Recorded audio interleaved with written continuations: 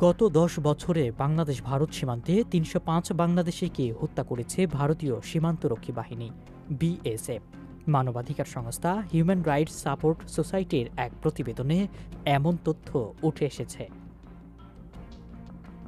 HRS এর তথ্য মতে ২০১৫ সালে ৪৩ জন, ২০১৬ সালে ২৮, ২০১৭ সালে ৩০, ২০১৮ সালে ১৫ এবং ২০১৯ সালে ৪২, ২০২০ সালে ৫১ আর ২০২১ সালে ১৭ জন, ২০২২ সালে ২৩ জন আর ২০২৩ সালে ৩০ ও ২৪ সালে ২৬ জন বাংলাদেশি নাগরিক বিএসএফের গুলিতে নিহত হয়েছে।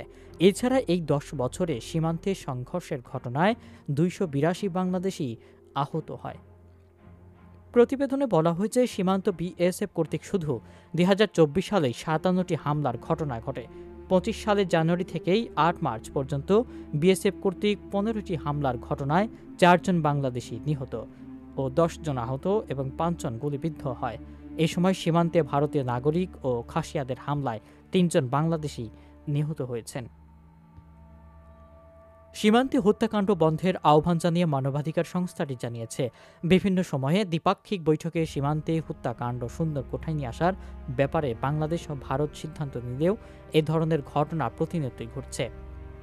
উভয় দেশের কর্তৃপক্ষকে এই সংকটের স্থায়ী সমাধানের লক্ষ্যে গঠনমূলক সংলাপ এবং কার্যকারী পদক্ষেপ গ্রহণের মধ্য দিয়ে সীমান্তে হত্যাকাণ্ডের সংখ্যা প্রকৃতপক্ষেই শূন্যে নিয়ে আসার বিষয়েও আহ্বান রয়েছে।